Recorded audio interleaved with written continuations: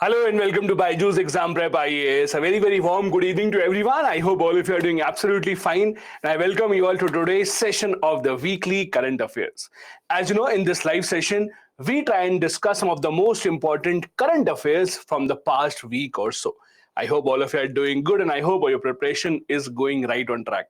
Since I'm meeting you in this session for the first time in 2023, let me also wish you a very happy new year. Also, although it is belated by about 10 days, but I really hope that the first 10 days of the year were very good for you. Once again, a very warm good evening. Let's just wait for a couple of minutes. Let a lot of other people also join in, and then we'll begin the class. Thank you so much.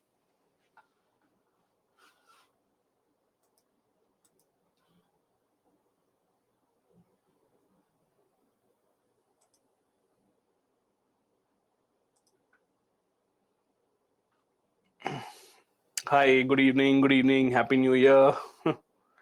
I'm good. All of you, those who are asking how am I, I'm very good. Thank you so much.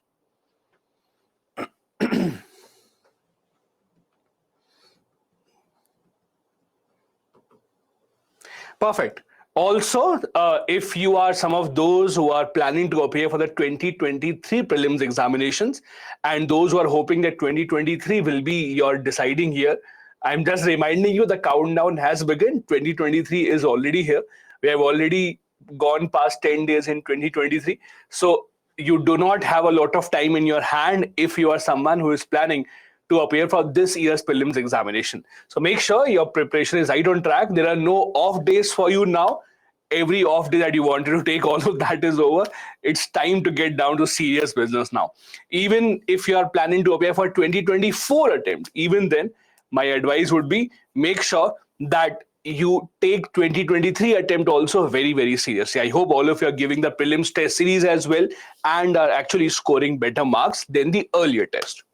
Perfect. Now that a lot of you have joined in, it seemed like a good time to begin the class without any further delay. Now, as you know, this is a weekly current affairs webinar where we discuss some of the most important and relevant news stories from this week or so. So, without any failure, let me also remind you that the prelims test series for 2023 is ongoing. Every weekend you have a test. These are subject-wise tests, and then you will also have full-length tests. I hope all of you are keeping a good track of your preparation, how many marks you're scoring.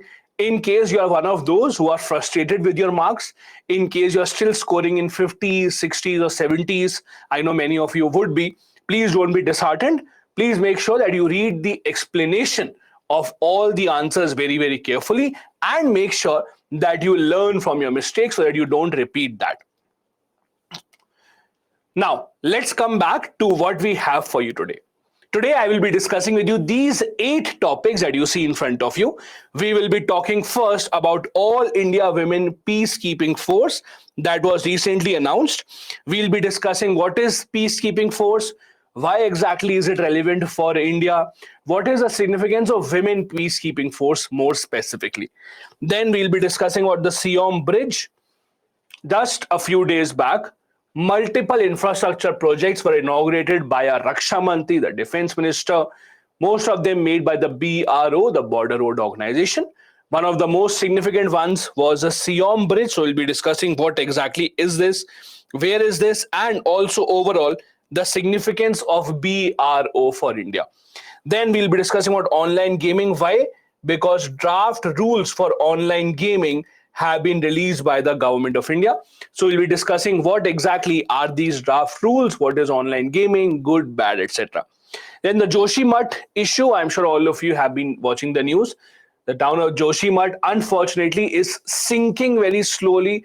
A lot of people have been evacuated. Some buildings have also been razed down. So we'll be discussing what that is, why is it happening.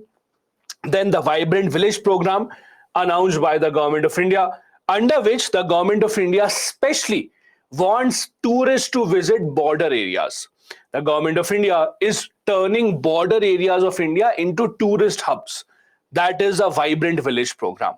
Then we'll be discussing about Sammet Shikharji. This is a religious place for those who are from the Jain religion. So the people of Jain religion, the Jain community is not happy with what is happening in Jharkhand.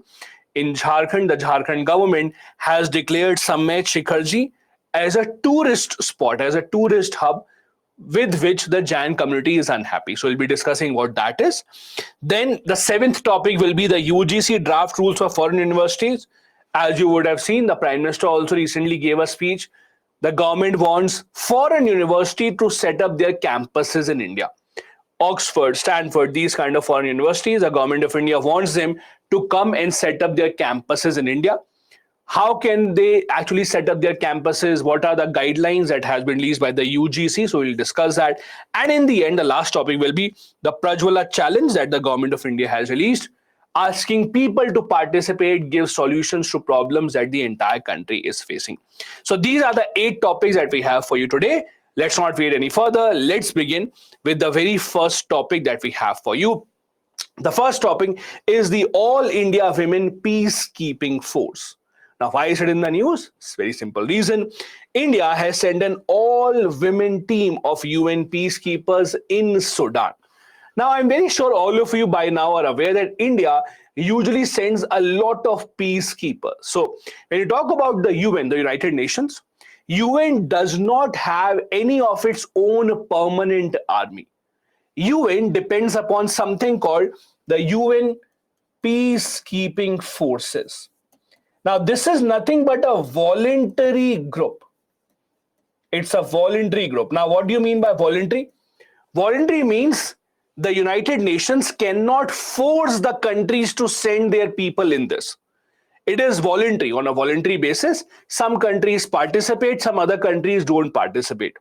Usually what we see is countries such as India, Bangladesh, Brazil, etc., they do send a lot of people from their armed forces.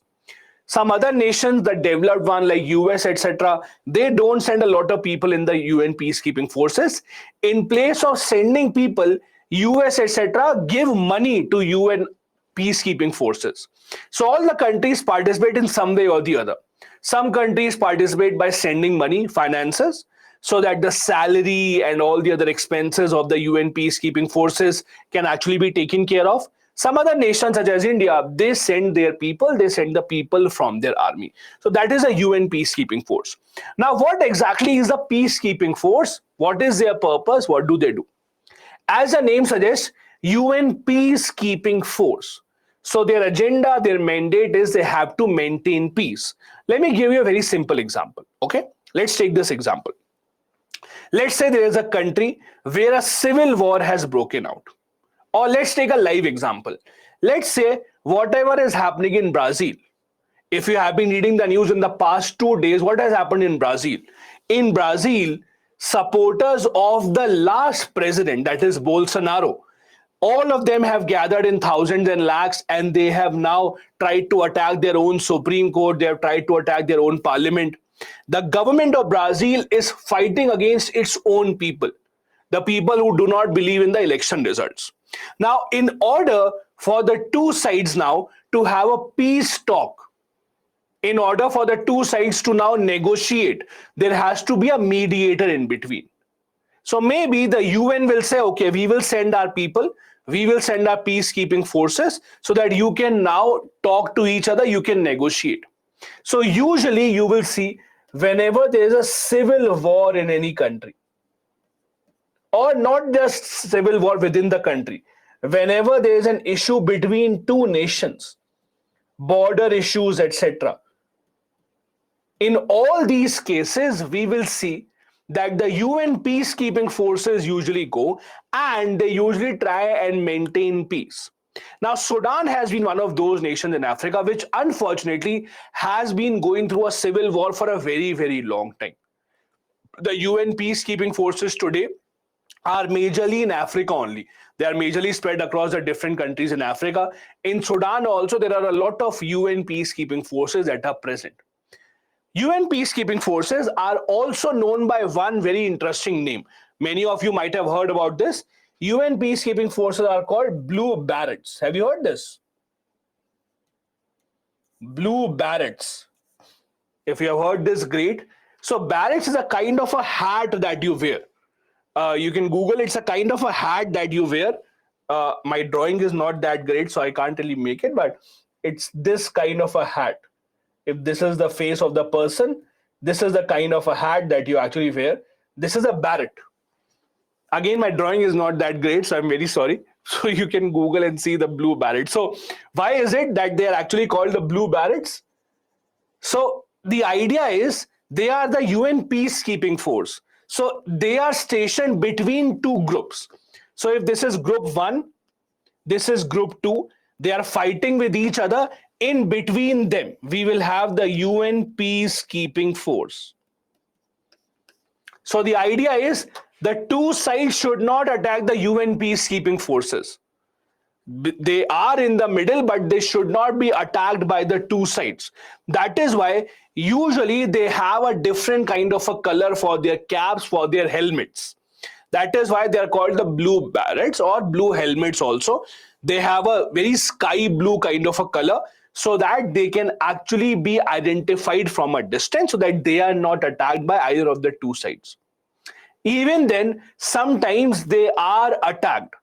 Sometimes they are attacked by chance, by mistake, or sometimes they are attacked by good intention as well. In the past, many people have lost their life even when they are fighting or even when they are a part of the UN peacekeeping forces. Now, one more thing. See, when you say peacekeeping force, their purpose is to maintain peace. That is why the UN peacekeeping forces do not carry a lot of arms with them. They don't carry a lot of weapons. They don't really carry a lot of things to attack someone because their purpose is just to maintain peace and not do anything else.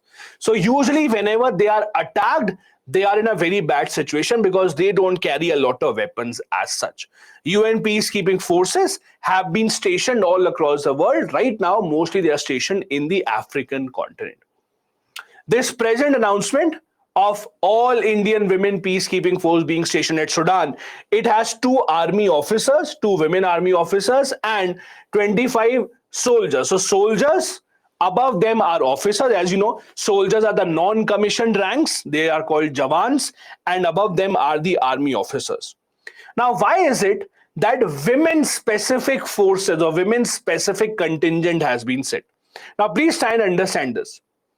There are some issues with the UN peacekeeping forces. There are some complaints with regard to UN peacekeeping forces. What? Many people complained that in the UN peacekeeping forces, the soldiers that go, the military people that go, they also exploit the local people. There are a lot of complaints about that. There are complaints of human rights violations. There are a lot of news stories that the soldiers, the military people who are working in the UN peacekeeping forces, they're actually exploiting their stature and they are sexually exploiting local people. So there are many, many stories about that as well. To stop that from happening, the UN has tried to increase the number of female officers in the UN peacekeeping. Because these questions or these complaints of sexual harassment, etc., they usually come when there are male officers in the UN peacekeeping. So UN also tries to increase the participation of women officers. UN says there should be at least 19% women officers from the total military contribution. So if a country sends, let's say, 100 officers, and I will give you a real number also, I'll give you the exact number of officers sent by India this year, so you will get an idea. But the UN says out of every 100 officers contributed by any country, at least 19 should be women. India has gone above that. India has in fact got to 21%. 21% of the officers that are sent from the Indian Armed Forces are actually women officers. The UN has been trying to encourage female engagement teams. Female engagement team means, as I said, peacekeeping forces which are made of women officers. Why? Because the local population also have more trust in the women officers. The local population also believes that the women officers will be the one who will take care of them better and who will be able to give them assistance. Because in a war zone, in a civil war, women are at much more risk as compared to male. So to help them out, it will always be better if we have women officers in place. Women peacekeeping forces have been said to have better results in a lot of different areas. For example, They have been able to provide vocational training also. Vocational training means they have been able to ensure that the local population is able to acquire new skills, is able to learn new skills so that they can make a living for themselves. Women officers have a better trust. They are trusted more by the people who are in the local area. In fact, India has had a long history of sending women peacekeeping forces. In 2007, in Liberia, India sent its first ever all women contingent from the CRPF. So, this is not the first time that India has sent a women contingent. We have already sent women contingent many times. In 2007, in Liberia, it happened for the first time. Famous people such as Dr. Kiran Bedi, etc., have also been a part of the UN peacekeeping. So they have all made a name for themselves in the UN peacekeeping. The UN has also passed a resolution, something that is called Action for Peacekeeping Declaration.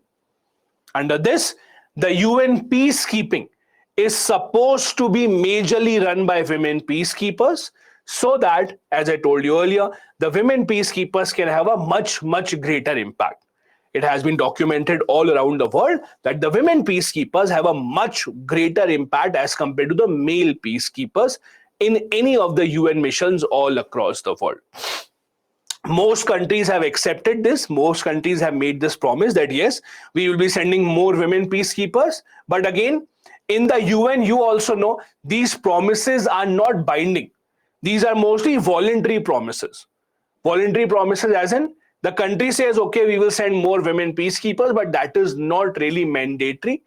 They may try and they may forget also. But India has been one of those nations that has been sending a lot of women peacekeepers. Now, over here, I want to connect this to something else as well. As you know, the government of India for a very long time has been demanding that India becomes a permanent member of the UN Security Council. Now, why is that? See, there's a connection between UN peacekeeping and UN Security Council. What?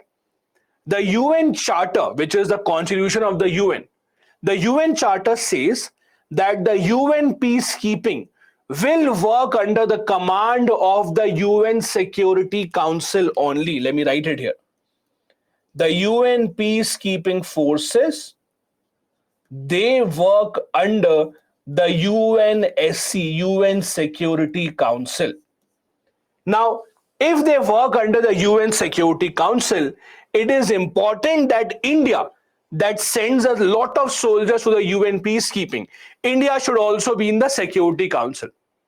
That is what India's objective is. That is why we demand a permanent seat in the Security Council. If it is our soldiers who are risking their lives in the peacekeeping missions, then India should be the one that should be on the table to decide the future of the UN peacekeeping. Now, let me ask you a very important question here, and you can give me the answer in the chat. Can you tell me which country usually, in the past few years, which country usually contributes the largest number of soldiers in the UN peacekeeping? Which country usually contributes largest number of soldiers? I have a few people giving correct answers.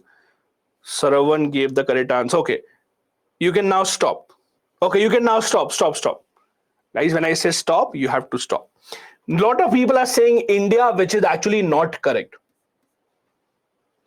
Guys, you can now stop giving answers in the chat. Those who are saying India is actually not correct. India is actually at the second place usually. India is not at the first place. I don't know why people are saying Pakistan. Pakistan is also not the answer. I'll give you the answer in just a bit. There are many people in the chat who did give the correct answer.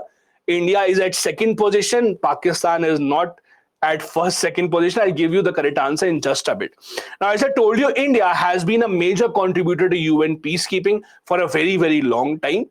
India, unfortunately, has also lost many soldiers in the UN peacekeeping mission. About 179 of Indian soldiers have lost their lives.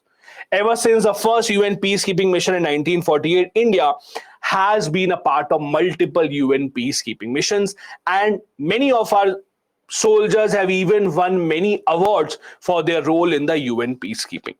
Now, this is a screenshot I wanted to share. I've taken this from the UN website, so the source of United Nations itself. This website tells us What exactly is the status of countries sending their troops in UN peacekeeping? This is updated as of 31st October 2022. The country that sends most of the people in the UN peacekeeping forces, number one is Bangladesh. So Bangladesh is at the top. Usually in the past few years, Bangladesh has been at the top. Second is actually India. Third, you can see here is Rwanda. So third is Rwanda. Then we have Nepal, and then we have Pakistan. So people who were saying Pakistan is at the fifth place. US is nowhere near, so don't say US. US contributes in terms of money. Usually, US does not contribute a lot in terms of sending people there. In fact, if you see, and I have a question in the chat also, so I'll also answer this. Many people asking the chat, why not developed nations? Why not G7? See, it's unfortunate to say, but developed nations, their thinking is for them, money is easy to spend and they want to save the life of their soldiers no matter what. So these people or those countries who are from G7 or developed nations, from them they say, we will give you money, but we will not send any soldiers because for us, the lives of our soldiers are more important. Developing nations, on the other hand, a lot of them actually send their soldiers. When, let's say, Bangladesh sent its soldiers to the UN in the UN peacekeeping, for that time period, their salary, etc., will go from the UN only. In Bangladesh or India does not have to give them salary. So salary of UN peacekeeping force, etc., would have to come from UN. From where does the salary come, as many people are asking? They come from the funds given by other nations. So US, Japan, Germany. Germany is a big contributor to UN peacekeeping forces in terms of money. So that is how the UN peacekeeping is maintained. Now, I want you to answer this question. After that, I will take up your doubts regarding this topic and then we'll move on to the second topic. Read this very carefully and then I'll give you your options. Read this question.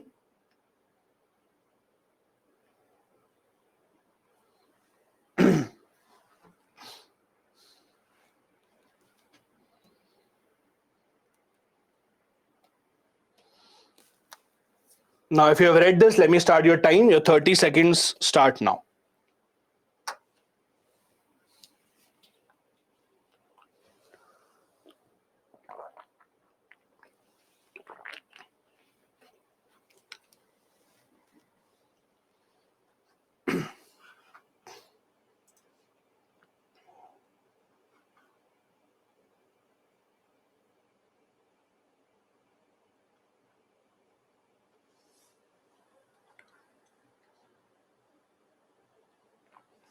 %49 people got the answer correct. This is A. I thought it was not a very difficult question to answer. We discussed this at least 3 times in this topic itself. It was 2007 when India sent its very first all-women contingent. It was in Liberia. So Liberia 2007 was the first one. Third statement is wrong. First and the second statements are correct. That is why the answer here is A. The answer here is A. Before we move on to topic number 2, let me quickly take up a few questions that you have asked from this. Vivek had a question. If peacekeeping force sent with the consent of parties, and why numerous attacks happened on UN peacekeeping forces? It's a very unfortunate situation. Yes, UN peacekeeping forces are usually sent with the consent of the two parties. But what happens is, a lot of times these parties then don't trust themselves. For example, let me give you a real example of Indian peacekeeping. You would know when the civil war in Sri Lanka took place, India sent its contingent, that is the Indian peacekeeping force, to Sri Lanka to mediate between LTTE and the Sri Lankan government. Indian peacekeeping forces were sent after giving or after taking consent from both the sides. But even then, the two sides did not trust each other. They started attacking, and Indian soldiers, unfortunately, were stuck in between. India lost a lot of its soldiers also because we did not even take a lot of weapons with us. Because when you send your peacekeeping forces, they are sent with the consent of the two parties, but somewhere down the line, maybe the two parties then don't trust each other and then they start attacking. That is where the problem becomes very bad. Then I have a question. How UN peacekeeping are attacked with good intention? No. When I said attacked with good intention, that meant what I meant was they're attacked with planning. Sometimes they're attacked by mistake, but sometimes they're attacked with planning. The intentions of the two groups is to start a war once again. Nitish is saying, what will happen if they get killed by others? Nothing, they'll be getting compensation as per the UN policy. Veena has a question. Why can't UN peacekeeping forces carry weapons in order to protect themselves? It's not that they don't carry weapons. They do carry weapons, but see, there are different types of weapons. There are some small weapons that you keep for self-protection. Then there are huge artillery weapons that you take to start a war, like tanks, etc. UN peacekeeping forces, the idea entirely is to maintain peace. So they can't take a lot of offensive weapons with themselves. That defeats the entire idea. Amrita is saying, do these peacekeeping officers get personal security while going on a country where the war is going on? If this is a peacekeeping officer, okay, and he gets a security officer, then who will be his security officer? Someone else. Then who will be his security officer? Someone else. It's like saying, who will be the security officer of our armed forces? If you provide a security officer for the armed forces, then who will be the security officer of the security officer, right? So at the end of the day, you have to, unfortunately, that is the situation is. You can't have a security officer for a person who is providing security. Then I have a question from Pravez. If sending more soldier means more effective UNSC, then Bangladesh is nowhere asking for permanent seat in UNSC. See, you are not really thinking logically in that terms. When India says that we want to be a permanent member of UNSC, we do it for various reasons. We don't just say that because we are sending most people to UNSC, that is why, or we are sending most people to peacekeeping forces, give us the seat. There are various reasons: the population, the impact that India has on global trade, the international standing that we have. Based on all of that, India says that we deserve a seat in the UN Security Council. UN peacekeeping contribution is just one part of the story. So let's not compare India with Bangladesh in that sense. Okay, I'll take just a couple more. Veena says, why can't India send money to UN? Because we don't have money. Pretty simple question.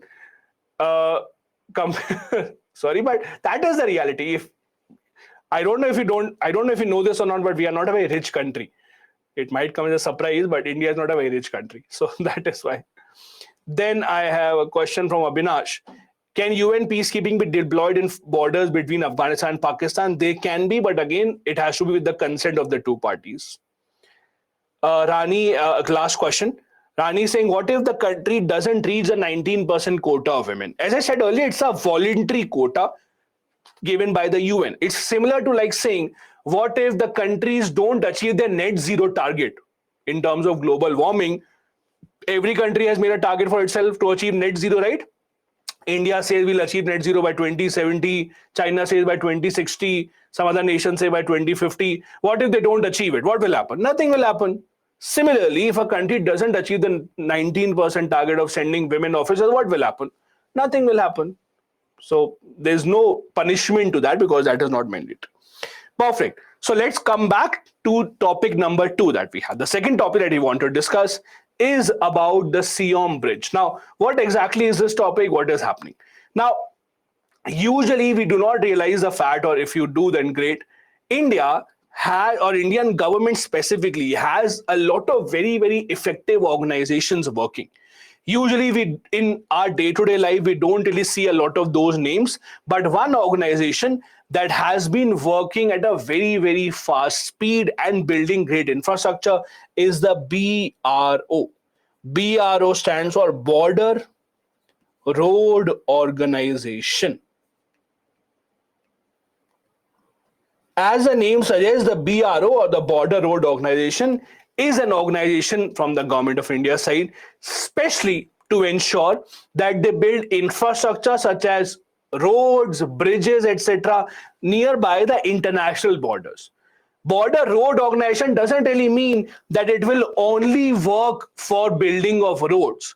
It will also work for building of other infrastructures such as bridges and maintaining those infrastructures as well. And there have been multiple examples of that. In fact, if you look at international news, if you look at what exactly is happening between India and China, you will see China has been very upset with India in the past few years. One of the reasons is that India has been building a lot of very fine infrastructure nearby our border areas. All that has to do with the BRO, that is a border road organization. It's a very efficient organization, it's a very effective organization, because see, building of roads in such tough areas is not easy. If you see in your usual cities, to build a road, you need a road roller. Have you seen those heavy road rollers, the heavy machinery that is required to actually build a road? Now, just imagine taking those heavy machines in mountainous areas where there is slope. How would you run that machine in a slopy area? How would it go up and down? Also, where you do not really have a lot of scope to maneuver your vehicles. All of that is a part of the challenge that the BRO faces, and they have been extremely, extremely effective. In fact, in the past decade or so, the speed of India's infrastructure building at the border areas has increased considerably. That is why China also has not been very happy with it, because what has happened is this is a technique used by China, because China is the one that usually builds a lot of border roads. In fact, this has been the modus operandi of China for a very, very long time. If you look at India-China issue starting from 1950s, how China acquired the Aksai Chin area of India, the way in which China acquired Aksai Chin region was the same. They started building roads in that region. When the roads were built, they said, we build the roads, it is our area, full stop. Now you go from here. China does the same thing. You look at what happened in Doklam. Doklam, that is a place where China came at the border of Bhutan and India. Again, why and how does China do this? China starts building roads nearby that area. Then they acquire that area, they set up their place, they set up their villages, artificial villages, and all of a sudden they say that this is our area. So now when China is seeing some other country doing the same, they are very, very angry with it. That is why you have seen that altercations between India and China have increased in the past few years, mainly because China is not very happy because India is now doing the same thing. And there are many, many, many examples. Many people are saying in the chat, Atal Tunnel. Yes, Atal Tunnel is an example of that. There are many, many other examples. If you live in border areas, if you live, let's say, in Jammu Kashmir, if you live in northeastern part of India, you live in Arunachal Pradesh, etc., you will see a lot of these roads and bridges are being built. Now, what has happened here is Raksha Mantri, that is the defense minister, has inaugurated 28 infrastructure projects in 7 border states and union territories in an event in Arunachal Pradesh. Now, see, whenever these kind of infrastructure projects have to be inaugurated, see, politics is everywhere. It is all a part of India's foreign policy. Let's try and understand this very carefully. See, if India was building a bridge in Arunachal Pradesh, let's try and understand this. If India was building a bridge in Arunachal Pradesh, we could have done this quietly also. We could have done this very easily without telling the media. Government could have just built it up. No one would have got to know. Only our soldiers would have gotten to know about this. But because we want to send a message to China that, see, we are not afraid of you. Whatever you want to say, you can keep on saying, but we will build whatever roads that we want. That is why announcements like these are made on official platforms, not just anywhere. See, this headline is a very important headline. The announcement is made during an event in Arunachal Pradesh. It's not that Raksha Mantri was in Delhi and he cut a ribbon online and he said, oh, very good, bridges inaugurated. No. The event was held in Arunachal Pradesh itself, the place where China considers that Arunachal Pradesh is their area. So all these are a part of strategic thinking and foreign policy. There are multiple ways in which a same decision can be taken. One, you can take the decision without telling anyone so that you don't get a reaction from China. But the other way that we have been doing is that we have been saying openly, this is our area. We will build whatever project that we want and you can't stop us from anywhere. In fact, in Ladakh, if you have been reading the news in the past few months, India has also been building some projects in Ladakh also, including an astronomical observatory that was earlier in Tamil Nadu, that was also shifted to Ladakh. All these inaugurations are done keeping two things in mind. Number one, the more infrastructure you build in any area, the more you can claim that this is your territory. As simple as that. With Arunachal Pradesh, all these areas are anyways our area, so we don't have to claim anything. But in the international community, if the matter goes there and China says this is our territory, it is actually a good ploy to build as much infrastructure as possible, number one. Secondly, the second part is building infrastructure near the areas which are at our border allows our military to travel very easily, allows our military to take their weapons, to have large scale troop development very, very easily. This is where this is important. China is doing the same on their end. They're also building roads, they're also making sure that transportation of their troops, their equipments becomes better. The same is being done at our side as well. The BRO has connected multiple villages in Arunachal Pradesh with the mainland to ensure that they have all weather connectivity, to ensure that 12 months in a year, whenever we want, we can actually place our soldiers, we can actually place heavy weapons there. Now, understand this. When you talk about border areas, yes, you can always fly in troops, but when you send troops by airplanes, etc., airplanes cannot carry a lot of troops with a lot of weapons all at once. It is always good to have connectivity through road, because when you have connectivity through road, it allows you the option, it gives you the option to send many more people at once, many more machinery at once, and that is what the government of India has been focusing on. This Siom bridge is one of the 20 plus projects inaugurated by our defense minister. This Siom bridge is located on the along Winkyong road, and it will, as I said, increase the speed of troop deployment. Those who are from non-Hindi speaking background and those who are asking what is Raksha Mantri, Raksha in Hindi is the meaning of defense. Mantri means minister. So those who are from non-Hindi speaking background, Raksha Mantri means defense minister. I am using Raksha Mantri because government officially uses Raksha Mantri word only. So Raksha Mantri, if you see the PIB website of the government of India, if you see any press release from the government of India, all of that uses the term Raksha Mantri only. So this is what Raksha Mantri is. Now, as I told you, border infrastructure especially is extremely, extremely important. It has military significance.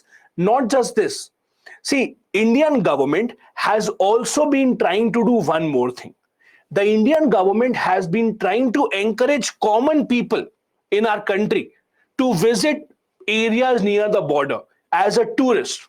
For example, if you look at the history of Siachen, I have a comment in the chat that you are writing like a doctor. Okay, I'll try to improve that. I'm hurt now. Okay, so I'll try and improve that. So if you look at the history of Siachen Glacier, in the Siachen Glacier also in 1980s, we actually saw the government of India encouraging more and more tourists to visit Siachen, to take up adventurous activities, etc. All of that was done because the government of India wanted as many people to come and visit the border areas. Why? Because see, the more people you have visiting in these areas, the lesser is the chance that some other country will come and intervene. Because this is where you can actually claim that this has always been our territory. This is what Indian government also has been trying to do. So it serves two purposes. As I said, first purpose to ensure military deployment, deployment of large scale troops, deployment of heavy machinery at a very fast pace. And secondly, it also ensures that more tourists can come in. It also ensures that more people can visit these areas so that we can actually have a better claim in these areas as compared to the earlier. Let's see if you can answer this question and then I'll take up some of your doubts. Read the question very carefully. Slightly difficult question as compared to the first one. Read this carefully.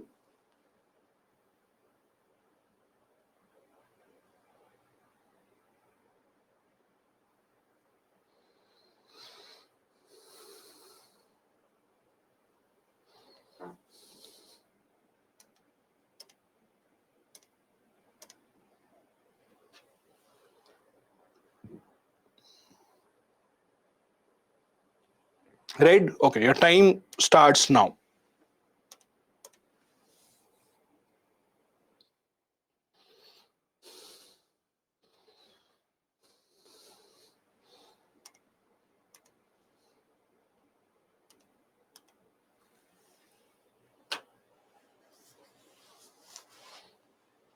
Ten more seconds.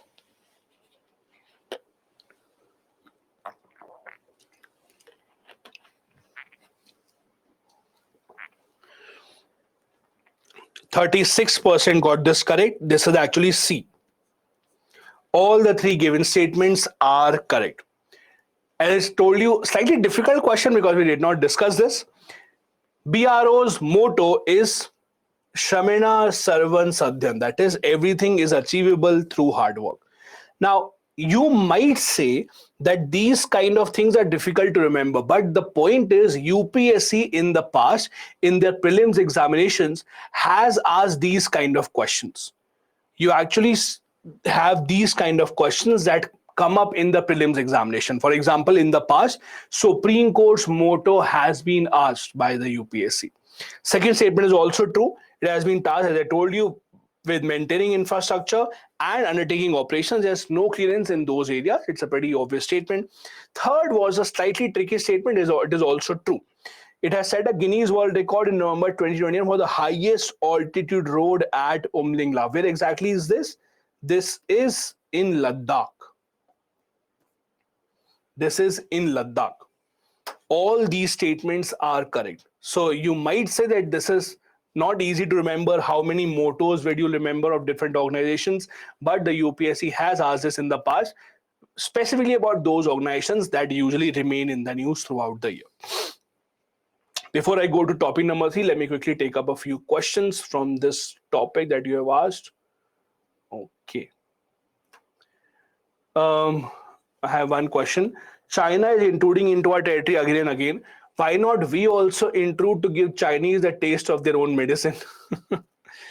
See, it's not that easy. It's not how it works. Uh, every country is known to have a different kind of a foreign policy. Every country is known for different kind of a stand in international politics. India has earned a very good image over the decades, over the century, as a peace-loving country. The reason why India has been given membership of a lot of organizations with making an exception is because India has always been renowned as a peace loving country, a country that does not really intrude into sovereignty of anyone else. So it's not that easy that we will also do what you are doing. No, because India is not China, China is not India. So these kind of solutions or these kind of solutions cannot be use in real life, that if you are doing this we'll also do this, because every country is different, every country thinks differently. Then I have a question from Bhanu. Why country demands for permanent members in UN peacekeeping in UN Council? Please forward it to sir. Yeah, so the reason why India and other nations such as Germany, Japan, Brazil have been demanding a permanent in the UN Security Council is very simple. UN Security Council has more powers than any other body in the UN. The permanent members have the veto powers. It is because of that veto power specifically that every country wants to be a part of the UN Security Council as a permanent member, as simple as that. You might give various reasons. We might give reasons such as we want to ensure that our peacekeeping forces are safe, etc., etc. But at the end of the day, it all comes down to having that veto power that every country wants, including India. Okay. Uh, Let me see if there are any other question. Okay, I'll take one more question, which is being repeated time and time again. Difference between LAC and McMahon line. See, LAC is line of actual control. That is where India and China right now have their border. So if, let's say, this is a line, if this is where Indian soldiers are, this is where Chinese soldiers are, the line in between them, which the two countries accept, is called LAC, line of actual control. McMahon line is somewhere here. McMahon line is what India considers the official border. So McMahon line is where India considers the official border, where China doesn't accept it. India officially says that McMahon line is the border, China does not accept it. Okay, And on the other hand, we have the LAC. LAC is where India and China actually have this. Okay, perfect. Let's move on to the next topic that we have for you today. The next topic is about online gaming. Online gaming, whose draft rules have been now formed by the government of India. Now, what exactly is this? Why exactly is in the news? Now, as you know, when India had this lockdown, especially at that time for those 1.5 to 2 years, online gaming actually increased considerably across the entire country. Yes, even before that, we did have online gaming in India specifically, but during the lockdown specifically, a lot more people in India took to online games such as Ludo, chess, Rummy, etc. All these are online games. Because before 2020, India did not have a big culture or a history of online gaming, we did not have a lot of rules about that. Now the government of India has decided that we want to make rules about it. Why? Because with online gaming now, increasingly more and more people are putting money into this. You see a lot of ads coming up: play Ludo, win money; play chess, win money. Those kind of things are happening these days.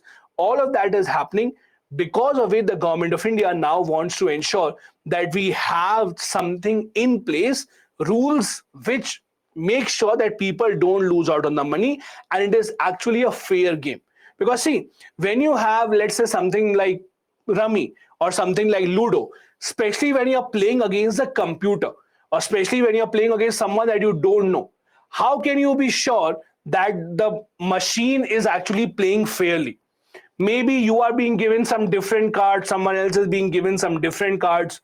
To stop that from happening, because a lot of people were losing their money, the government of India has finally come out with the draft rules for online gaming. Now, these are draft rules. Draft means it is not final as of now.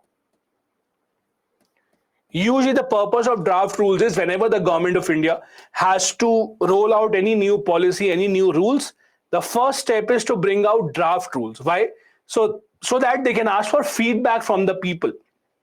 The government of India usually asks for feedback from the industry, the people, the stakeholders. What do they think about it? And according to that, the government makes certain changes. Now, what exactly are the draft rules for this online gaming industry? First, the first point is online games will have to register with a self-regulatory body. There will be a self-regulatory body that will be formed. Only the games which are given permission from that body will be allowed to operate in India. So it's not that tomorrow you can actually have any game that you want. You first have to take permission from a regulatory body. Only then the game will be allowed to be run in India, number one. Secondly, due diligence has to be done, meaning that if someone wants to play the game, the company that is running the game will have to ensure that they do proper KYC of the users. What is KYC? If you have a bank account, I'm sure all of you would know what is KYC. KYC stands for Know Your Customer.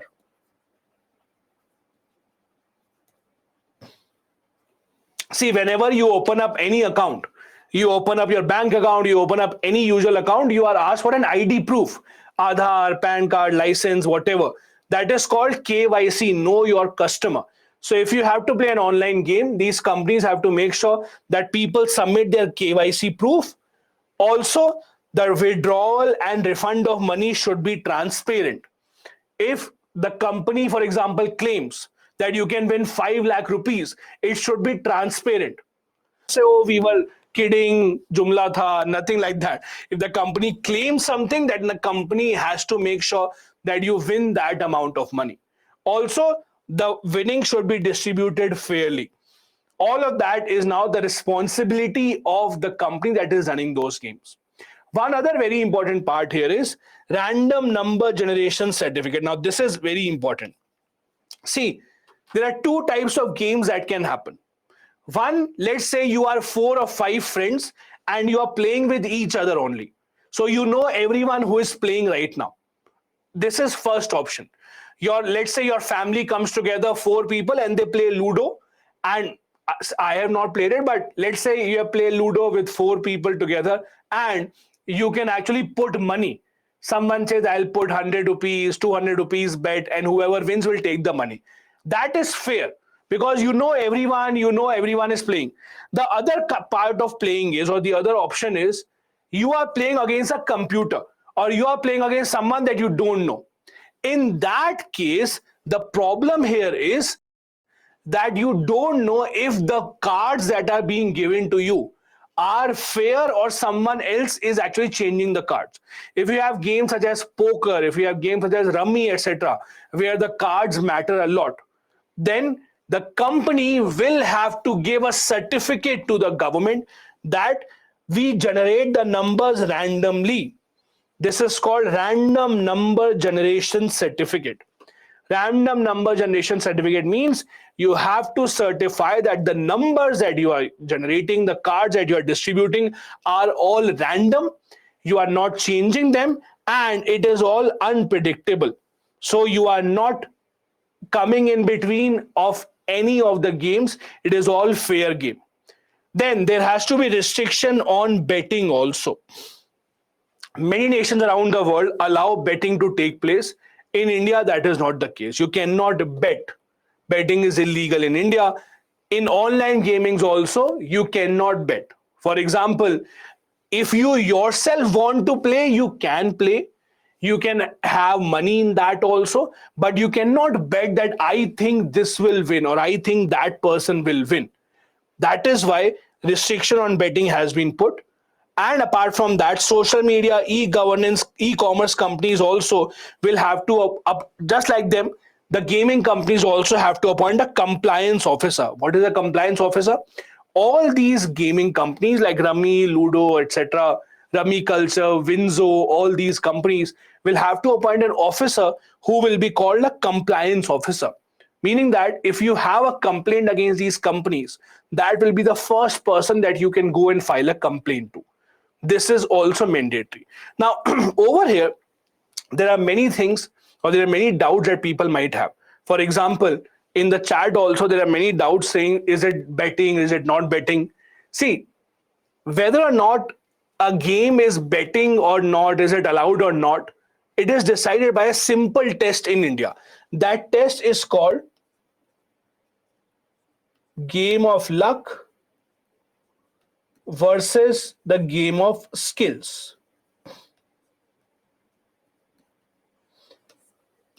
See, in the past, what has happened is the Supreme Court, time and time again, has actually said that if something is a game of skills, that will be allowed in India. On the other hand, if something is a game of chance, it will not be allowed in India. Dream 11, which many people are asking in the chat, is Dream 11 betting or not? Dream 11 and these kind of things are considered as a game of skills, meaning that it's a game of skill, as in you are putting your skills into play. You are choosing which player would be your captain, which player would be your vice captain, which player would you have in your team, which player you would not have in your team. So Dream 11 and those kind of things, Ludo, Rummy, etc., are considered in India as a game of skill. On the other hand, if you have a game of chance, that means you do not control anything. Like if there are 1 to 100 numbers and a coin is spinning, you can say, I think this will stop at number 27. I think this will stop at number 65. That is a pure game of chance because there is no skill involved in that. There's absolutely no skill involved in that. So that is why this is considered a game of luck. Now, many people may have doubt, how is Ludo a game of skill? How is Rummy a game of skill? See, it's simple. In Ludo, if you have number 3, which of your player would you actually move forward? Which player would not move forward? It's all considered a game of skill.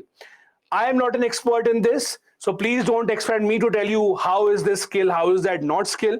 But as a simple test, just understand all these games that have been allowed in India to run are considered as a game of skill, as simple as that.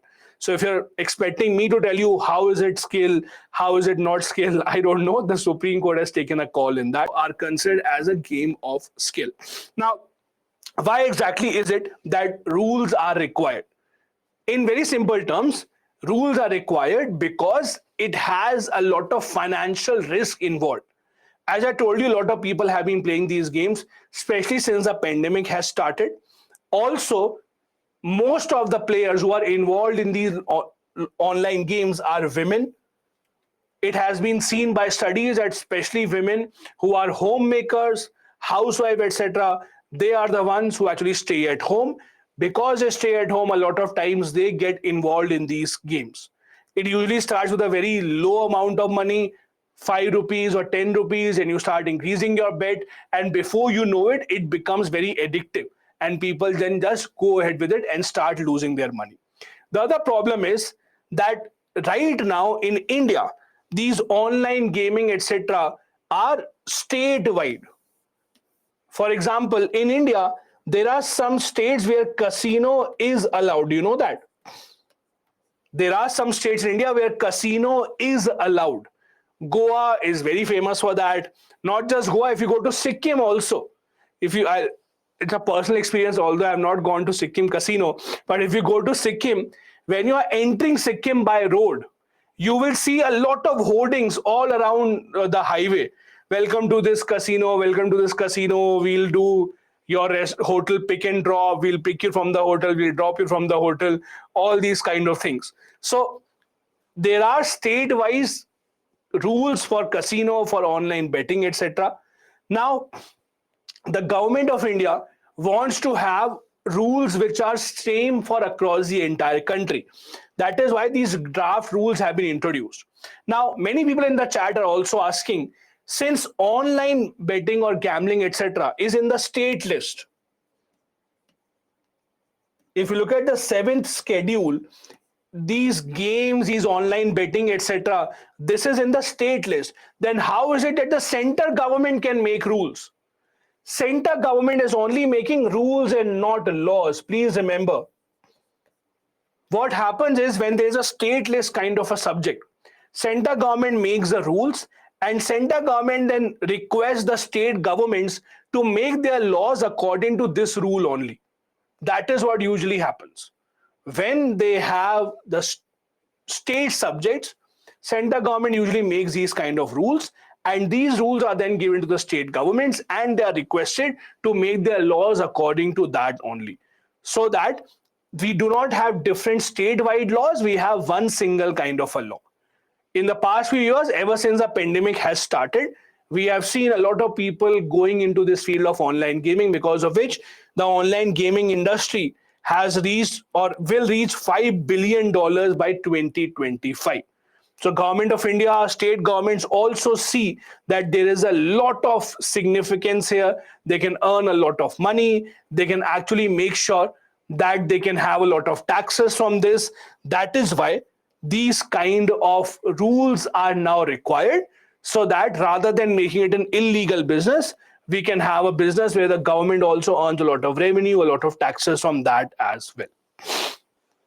This is the kind of question that you can expect from these kind of topics. When you have draft rules, these kind of things, usually you don't have a prelims kind of a question. You have a question descriptive kind where you will have to write your views. Online gaming, if well regulated, can be a significant revenue and employment generator. Do you agree? In these kind of questions, you have to mention certain facts, numbers. For example, the numbers that I showed you about how big is the industry, about how much revenue is it, about how exactly the industry is expected to grow. Also, you can write the fact that this industry can also give much more employment. It will also be in line with Atmanirbhar Bharat. There are a lot of engineers in India. It's a tech-related field. If the government gives enough skills of coding, etc., to the people, they can all make a career in this. So all these things can be a part of how this answer has to be written. Let me quickly see if I have a few questions from this particular topic.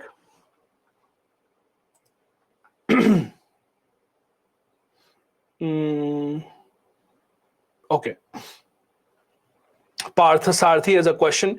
Betting on horse races allowed on race course, are those also part of game of skills? Yes.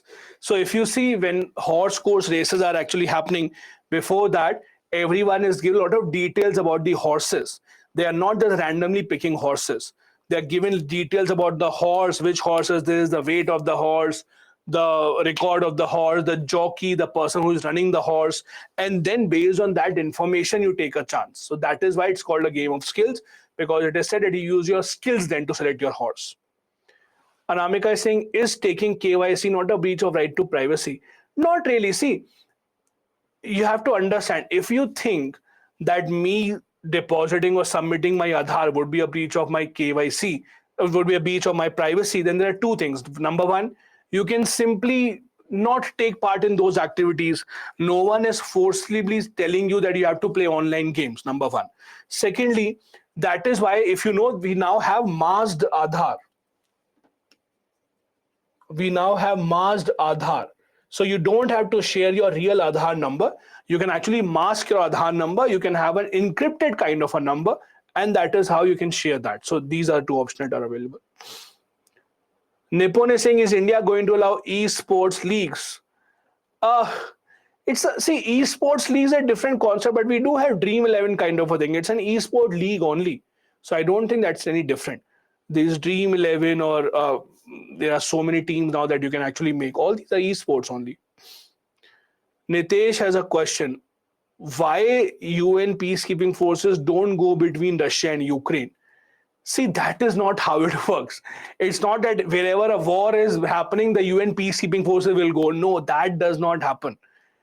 Peacekeeping forces only go when the two sides have agreed on ceasefire, when two sides are negotiating. But why would they go in between if two sides are killing each other? Why would the UN send, okay, now we will go and we will also be the killing party? Why would they go? But UN peacekeeping is only when the truce is going on, when negotiations are happening, when ceasefire has happened, to maintain that. We don't go there to forcibly stop a war. So that doesn't happen. Nippon is saying, isn't lottery also betting? Why is that allowed? So lottery is a statewide, is a stateless subject. Some states allow it, some states don't allow it. Misbah is saying pros and cons of online gaming. Cons of online gaming are, again, if rules are not followed, there is also always a problem of people making financial losses, people wasting their times, addictive in nature. Online gaming can also be problematic because you can get into a debt trap. All these are problems with online gaming. In fact, worldwide, I don't know if you know this or not, WHO has in fact said that online gaming is now a part of mental disorder. People across the world are now so addicted to online gaming of different kind, it has in fact become a mental disorder. So it has health repercussions as well. Then I have a question from Thithala. How generate employment from online gaming? See, when you say online gaming, what is the online gaming? Are apps in very simple terms. Just like when you use WhatsApp, when you use Facebook, what are these? These are applications. So WhatsApp employs thousands of people, Facebook employs thousands of people, engineers, people working in marketing, finance, legal. Similarly, online gaming are companies. So online gaming companies that make their own app, they also employ a lot of people. They will employ coders, they will employ people working in marketing, finance, legal, etc. That is how they will also generate employment. Simple. So employment generation is the same. Just like we have companies generating employment, similarly, the companies who are making these online games will also generate employment. As simple as that. Okay? Perfect. Okay. Let's move on to the fourth topic for today. As you know, this topic has been in the news, unfortunately, for a lot of reasons. That is, the town of Joshimath in Uttarakhand has been declared as a sinking zone. Over 60 families have been evacuated. Now, what exactly is this? Why is this happening? As you know, the town of Joshimath, very, very historic, very religious town. There have been reports of multiple buildings, houses, roads, in fact, that are developing cracks. Many of them are sinking also, because of which many people have been evacuated from that area. Government of India has in fact also ensured that many people have, or many buildings have been taken out. In fact, today the news was that 2 hotels will be destructed from that city of Joshimath. There are many other buildings that have now been taken away, and many people have been evacuated. The government of India is keeping an eye on there as well. Now, why is it happening? What is the significance of this? In very simple terms, Joshimath lies in a very, very environmentally fragile area, because in the past few years we have seen that a lot of development has taken place in these fragile areas. Many people visit as tourists, many more hotels have been built up, many more restaurants, cafes, etc. are building up, and all these areas lie in zones where construction should not have happened. They are at a very high altitude, they are near water bodies, they are anyways in a landslide zone. That is why, because a lot of development activities have taken place, we are seeing all these issues. Uttarakhand, in fact, in the past few years, has seen a lot of disasters one after the other. We have seen what happened at different places in Uttarakhand. We have seen flash floods. We have seen different types of disasters where people have lost their lives in large numbers. And this again is one of those things in similar kind of a manner. The other good part here is that at least in case of Joshimath, we have seen that warning signs have come up in advance rather than actually people losing their lives. The government has set up multiple panels to see how can we resolve this situation. In the meanwhile, many people have been evacuated. Evacuated means many people have been taken out and they have been shifted to some other places. As you know, this Joshimath is one of the four cardinal institutions founded by Adi Shankaracharya. That is, if you actually see the Char Dham, the four dhams in Hinduism that are regarded or given the highest status, founded by Adi Shankaracharya, this is one of them.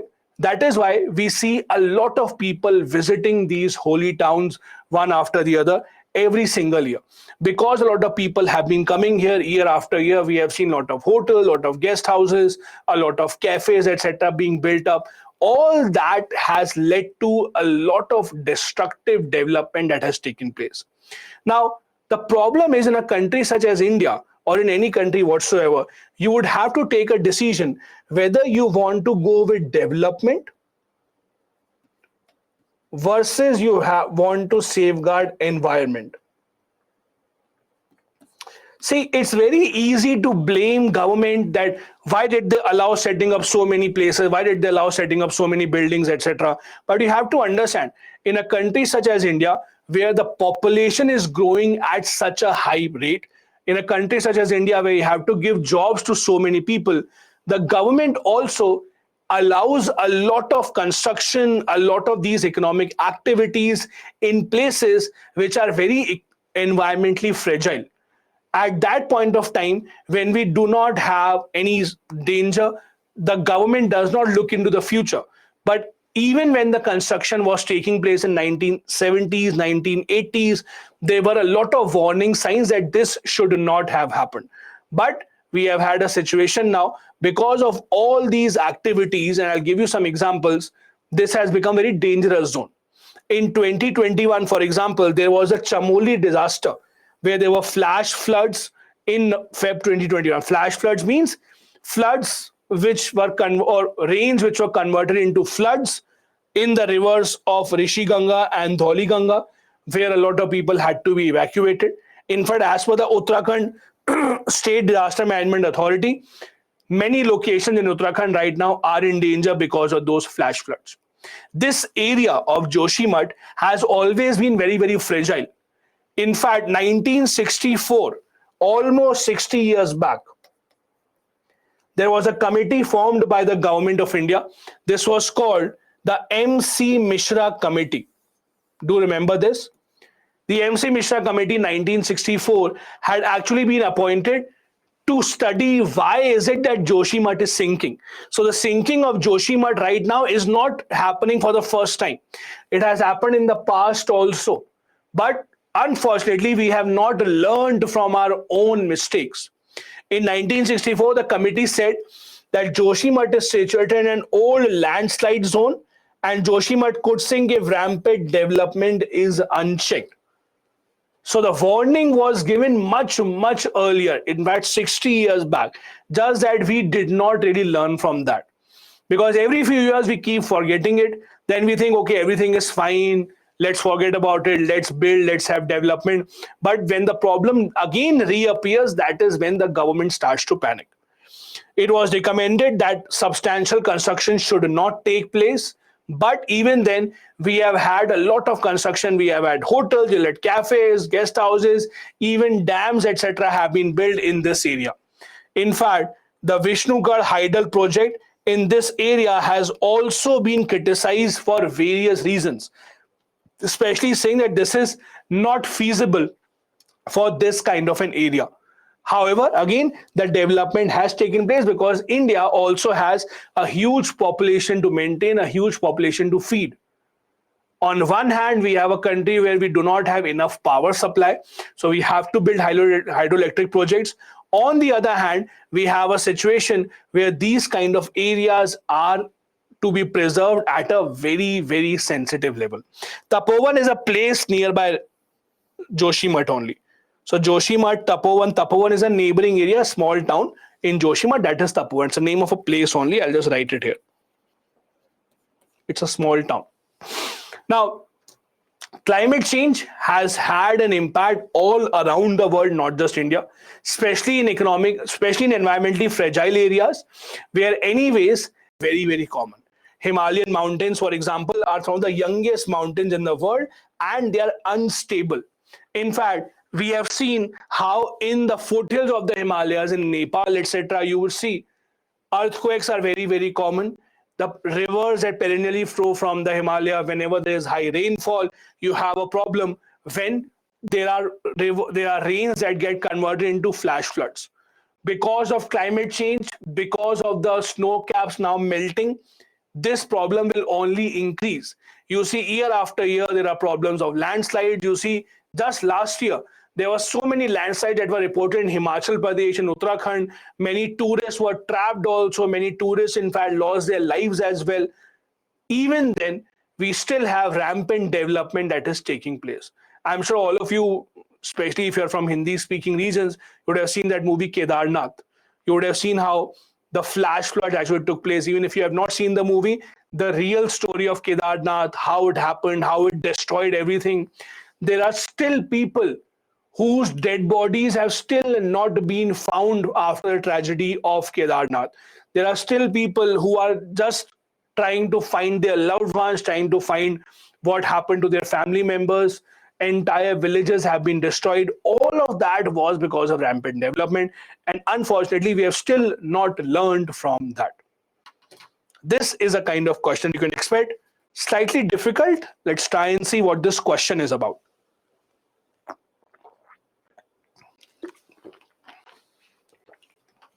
The question is, the environmental cost of development only looks unaffordable in the hindsight. Elaborate. Now, let me try and explain to you what the question is so that you can at least try and write an answer. What is hindsight? Hindsight means when you look back.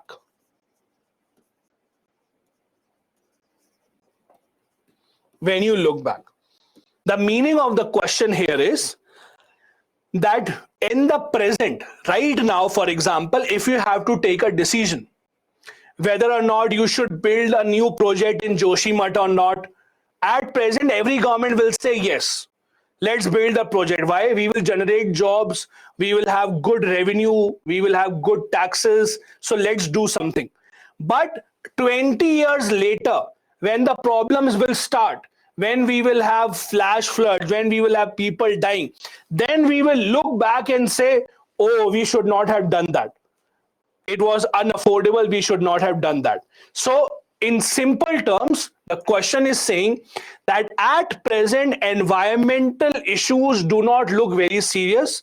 It is only when you look back after a few years that you start to realize your mistake. That is what the question is. Now, you can give multiple examples here. For example, we just discussed how a committee was formed in 1964. We just discussed in 1964, the MC Mishra committee was made. That committee said that rampant development should not take place in Joshimath, but even then we did not listen. Now we are looking back and seeing, Mishra ji was right. MC Mishra was right. We should not have done this. So when you look back at something, when you look back at the decisions, it is always easier to see if you are right or wrong. I'll give you a very interesting quote which you can write in your examination as well. There's a very interesting quote which says, hindsight is always 2020. Hindsight is always 2020. Now, do you know the meaning of this? Hindsight is always 2020 means when you look back, you always have a clear eyesight. 20 out of 20 you will be able to see. It is only in the present, in the future, we are not able to see clearly. If you look back, you will always be able to clearly see, oh, yeah, I did what I did was wrong or what I did was right. So in the hindsight, you will always be thinking, oh, this was right or this was wrong. It is only about the future. It is only about the present that the problem is. Now, in these kind of questions, you can give multiple examples. This is not just a question based on Joshimath. You can give multiple examples. You can give examples of a lot of hydroelectric projects, a lot of other projects which have been undertaken, and where we have seen that development cost has actually now come back to harm a lot of local population. You can give examples of multiple projects which are seeing people protest against it. I've already seen in the chat people talking about the Vizhinjam port. We also see protests happening in Lakshadweep. We also see protests happening in different parts of the country. So you can always give an example of those projects which now look bad, but at that time always looked fine. This kind of question is not easy to answer. These are the kind of questions which actually differentiate between those who can write good answers and those who are not being able to understand what the question is. Let me see a few questions before I go ahead.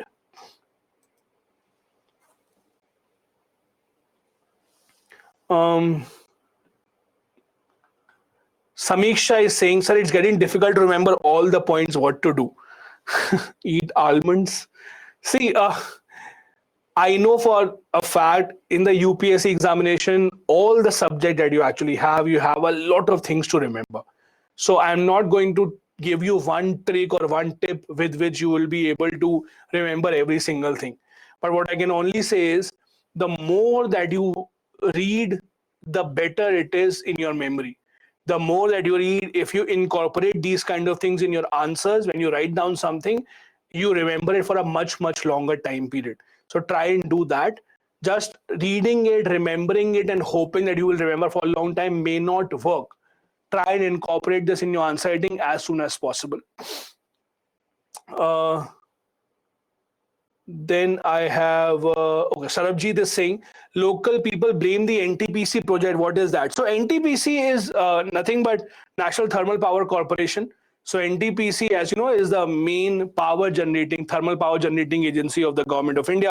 As I told you, many people blame different things. So NTPC has big projects in Haridwar and many other nearby areas. Many people say because of the NTPC project, a lot of development has taken place, which is bad. It's not fair to blame just one single thing for that. There are a lot of issues that are collectively responsible for this. NTPC project can be one of them. Then there have been, as I told you, unchecked construction on the river beds, construction very close to a river. Because see, just think of this. When you are booking a hotel, when you're booking a resort, all of you, not just you, including me, all of us want to stay in a river-facing resort, right? Riverside view, river view, etc. We want the resort just to be on the river. Now, that in-demand thing, because of which construction actually happens very close to the riverbed, that is not good for environment. You have to maintain some area or some distance from the river because the area nearby the river is not on a very stable land. Also, the river might change its course very soon. So unchecked development, a lot of projects, all of them collectively would have to be blamed. Shilpi Singh, please recommend some way forward for this. So in the last question, the way forward can be, in undertaking all of these projects, the government has to ensure that environmental impact assessment, I'll write this in the last slide only, that environmental impact assessment should be done. Environmental impact assessment. Now, let me tell you what this is actually. Environmental impact assessment, EIA, in very simple terms means before having any big infrastructure project, it should be mandatory on the government to prepare a report through an expert committee about what will be the impact of this project on the environment.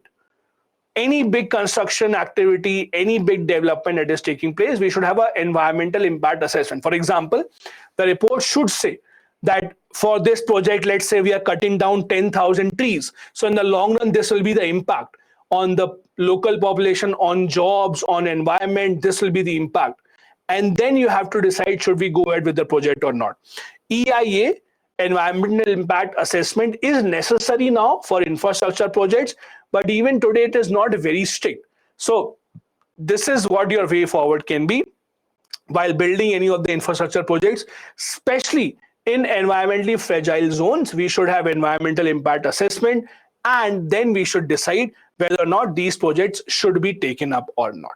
Okay, perfect. I'll take one more question, then we'll go ahead very quickly. Why government gives permission to build these kind of projects? See, again, you have to understand something. There are two reasons for which I can say permissions are given. One reason, maybe there is corruption. That is very obvious. Maybe officers who gave permissions were given a bribe. So that is one way. The other way is, it is not always about corruption. See, government has to decide something.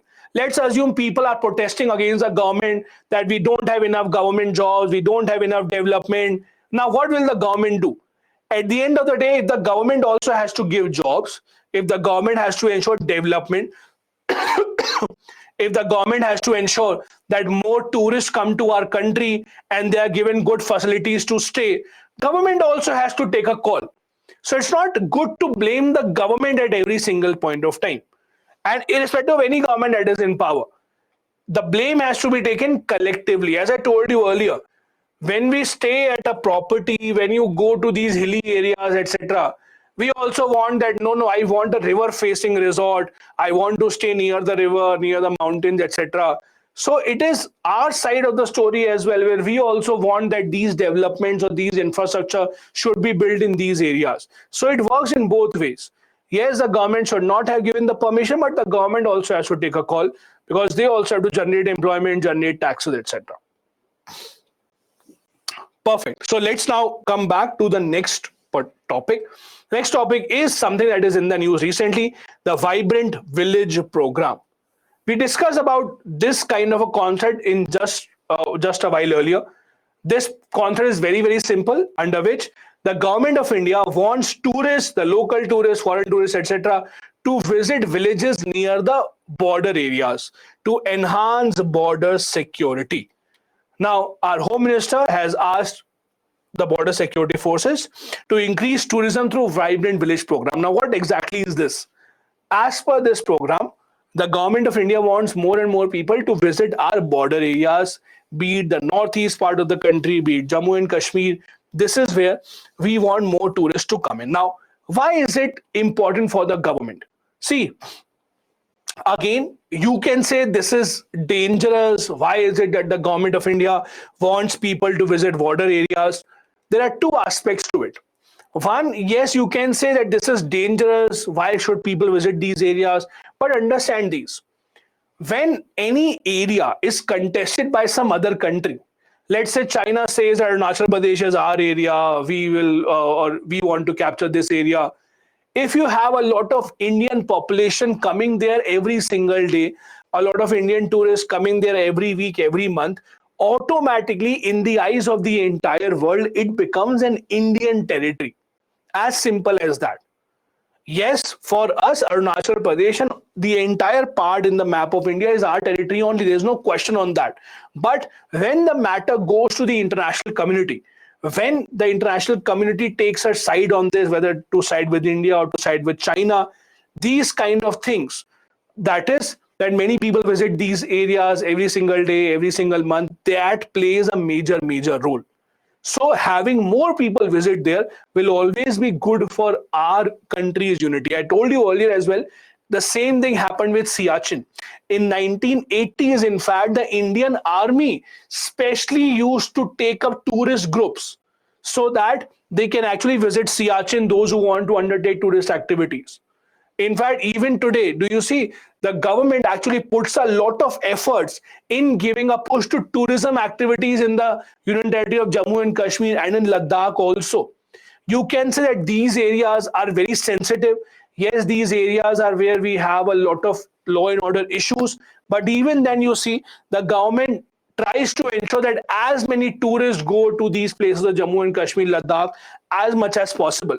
If you have been to Ladakh, for example, I'm not sure how many of you have been to Ladakh, but if you have been to Ladakh, you will see that the army there helps the tourists at every single place. If you are stuck anywhere, if you are riding in roads of Ladakh, if you're stuck, if God forbid your bike or your car breaks down, you will not find anyone. The first person you will find most probably will be a person from the army only. There are army camps at very frequent distances. The army camps, in fact, welcome people. They can stay there for some time. They are offered tea, snacks, etc. So the army has been given these kind of directives that make these kind of places more welcoming for the people, because it is the government's objective to ensure that more people visit these areas. This is a vibrant village program.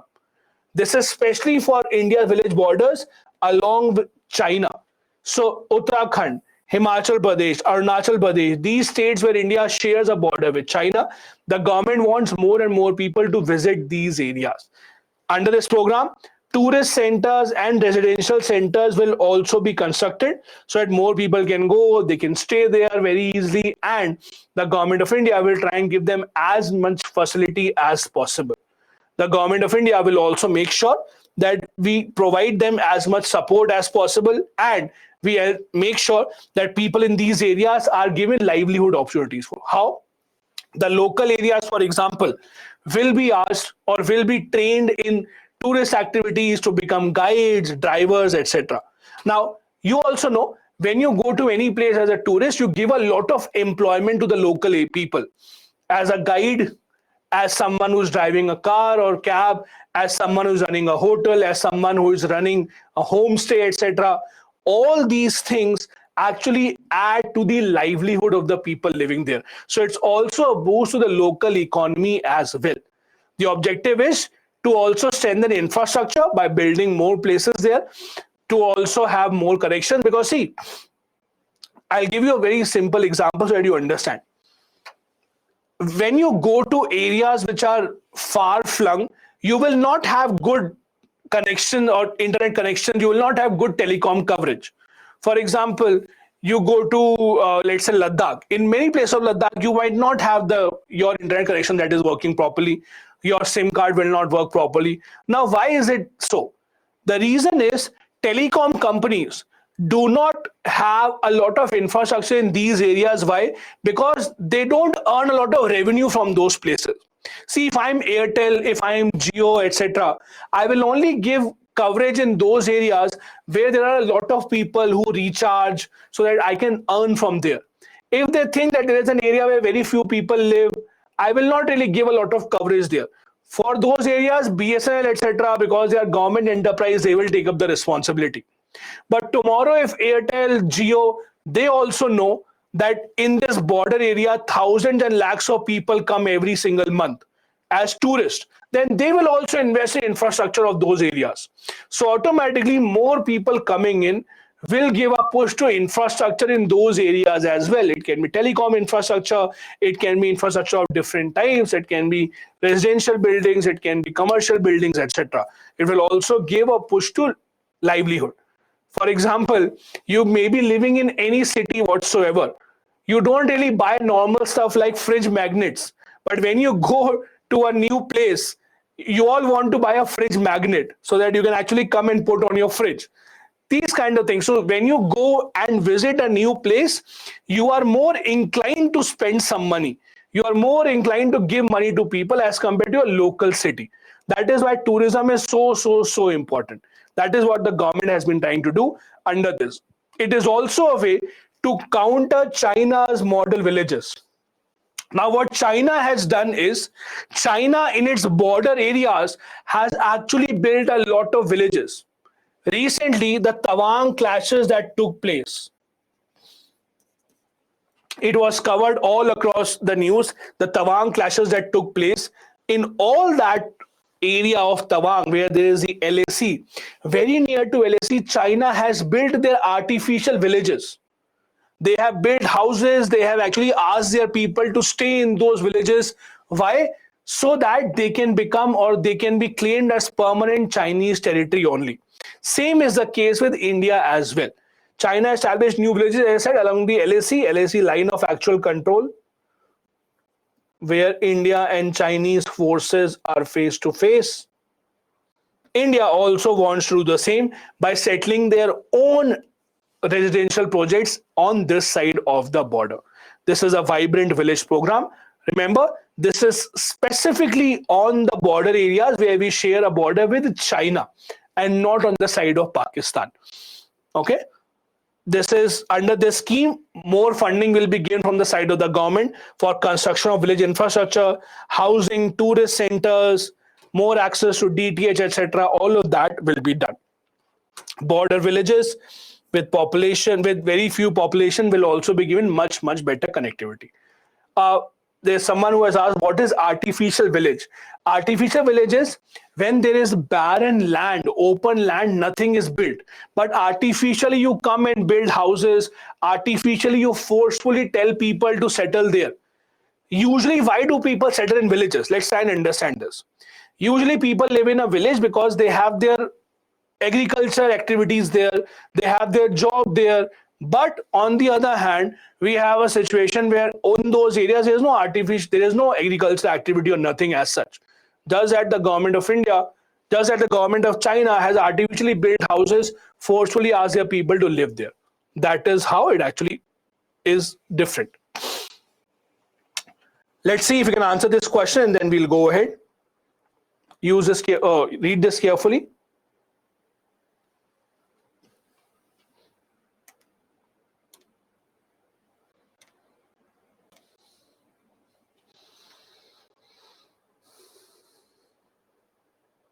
Done?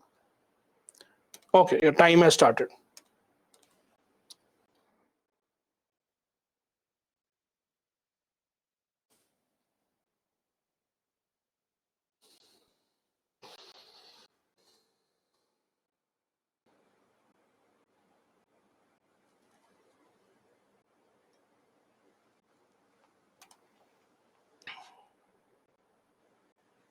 Five more seconds.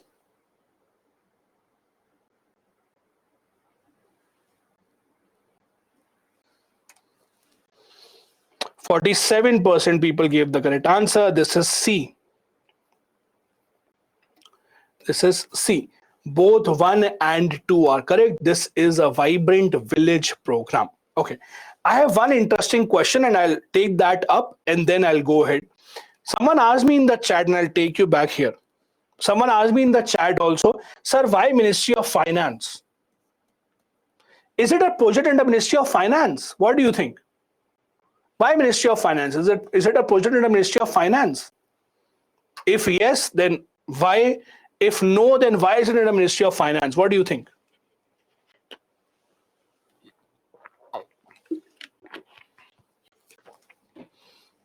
Okay. Okay. You can stop answering now. It is in the Ministry of Finance because, again, it was announced by the Finance Minister.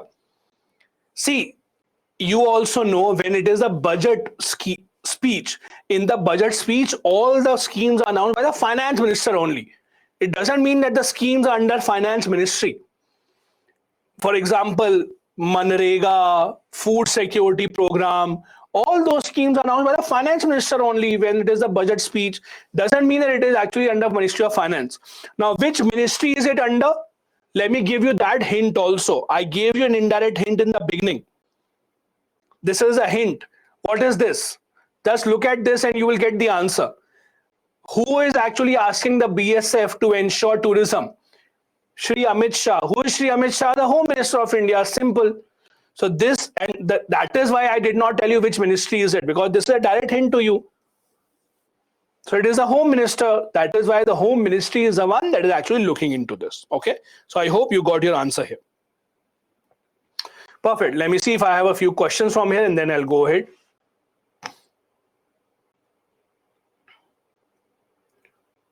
Navneet is saying why the government does not take EIA report seriously while developing in sensitive areas. As I told you earlier, and I'll just repeat myself, there are two reasons for that. One can be the bribe or something. The second reason is, again, when the government has to decide on development activities, they have to decide keeping a lot of things in mind, including infrastructure development, including economic factor as well. In the hindsight, when you look back, it is very easy to say, oh, it was wrong or it was right. But at that time, when the government has to take a decision, it is not that easy. Gokul is saying, will private sector invest in Vibrant Village program? I can't say that. We can just hope that they will, because we can't say that they will or they won't. If the private sector thinks there is enough profit for that, if the private sector thinks, for example, let's say the Taj hotels think it is profitable for them to set up a Taj resort there, they think many people will come, they will earn profit, then they will invest. If they think there is not enough profit, then they'll not invest. You can't force a private sector to do that, right? Naveen has a question. Can we not do like that? We can establish landless people of India in these cities. No. Number one, see, just giving house to someone in the middle of nowhere is not the solution. For example, if you live on rent in a city and I tell you 500 kilometers away I have an empty land, I'll build a small hut for you, I'll build a small house for you, would you go and live there? No, you will not go and live there, because at the end of the day your job is somewhere else. You cannot randomly stay anywhere. With China, what they are doing is they are forcefully asking people to live in those artificial villages. Most of those people are retired army people only. So mostly retired army people are being asked by China to live there. In India, it doesn't work like that. Plus, India has always been a city stressed with land.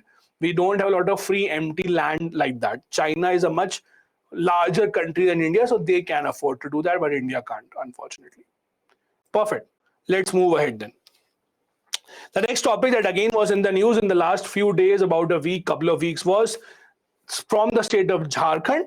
That is, the holy site of Sri Samyet Shikharji has been or was actually announced as a tourist hub by the government of Jharkhand. In simple terms, what has happened? Let's try and understand this. In the past few days, we have seen the Jain community protesting against the government of Jharkhand. Why? The Jain community is saying that their holy site, that is Sri Samyet Shikharji, in simple terms, it is a temple at the top of a hill. It's a very significant temple for them. It is called Sri Samyet Shikharji. Shikhar, it's a Hindi word for hill, as you know. So the Jain community is saying that it is our holy place. We do not want many tourists coming there. But the government of Jharkhand has announced this as a tourist hub. Now, what is the problem here? The Jain community is saying that when a lot of tourists come to these places, they do not really leave the place in its own religious order. For example, more and more people come, they just come for tourism purposes, to click photos, make videos, have fun, party, etc., and then they go back. The people who are coming there with the religious sentiments, they are then disturbed. They are not able to ensure that their place remains clean, that their place remains only for their own community. That is what the problem is. When you announce something as a tourist hub, means the government is now saying that more and more people should visit these areas. The government is actually trying to have more hotels, more resorts nearby those areas, which the Jain community is not very happy with. That is why they have been protesting. Now, this Samyet Shikharji temple is on the Parsnath Hill in Jharkhand. This is an issue because of which the Jain community has come out. Now, there was one more issue in Gujarat as well, which we are not covering right now. In Gujarat also there was a Jain shrine which was attacked by certain people. That is why the Jain community has two issues because of which they have come out protesting. But the major issue for us is the one that is in Jharkhand. Parsnath Hill, as I told you, is considered as one of the most important Jain pilgrimage sites. According to the Jain community, 20 out of 24 Jain Tirthankars are believed to have attained salvation here. And that is why it is so important. They do not want this to be considered as a tourist hub. They don't want a lot of people coming here who do not have any religious sentiments, who are just coming here for fun. Because of this, the latest development is, if you have been reading in the news, the latest development is that the center government has now come up and center government has said that no, we will not consider this as a tourist hub. So that tourist hub decision taken by the Jharkhand government has now been taken back. There has been a stay order that is put on them. This Samet Shikharji temple is regarded in very high esteem by both Digambar and Shwetambar sects of Jains. As you would have read in your ancient history, Jains usually have two sects, Digambars and Shwetambars. Both of them consider this as a very important temple. It was in 1768 that Jagat Seth rebuilt this temple to this present configuration. The idol that is kept in this temple is said to be extremely old. It is older than the 14th century also. A lot of Jain pilgrims come to this temple year after year, and they do not want any other people coming in who regard this as a tourist hub. There's also mural painting of every temple on Parsnath Hill on the walls of the Jain temple in the village of Madhuban. That is why it is extremely important. I'll just show you a photo as well if it becomes easier for you to understand. This is the photo. Now, let me tell you a very interesting incident or a story here. If you read in detail about Mahatma Gandhi, there's a very interesting anecdote about Mahatma Gandhi. See, there is a long debate about is railways or was railways good for India or bad for India at the time of the British. The British built the railways. Many people said it was very good. Why? Because it gave connectivity to the entire country. Many people said it was very bad because British built it for themselves, right? Now, everyone knows that Mahatma Gandhi was one of the biggest beneficiary of railways. Why? It is because of railways that so many people could come to the meetings and all these gatherings of Mahatma Gandhi. He became famous because of all these mass people who were attending his meetings. It was only possible because of railways. He traveled across the entire country with the help of railways. So Mahatma Gandhi, as per many people, should have supported the railways. But the interesting part is Mahatma Gandhi was a big critique of railways built by the British. He gave various reasons why railways is bad. One reason, for example, was that now that railways has come into the picture, people will now sell their products at far off places for more profit. For example, he said that now, earlier, if I grew rice or wheat, I would only sell it to my neighbor.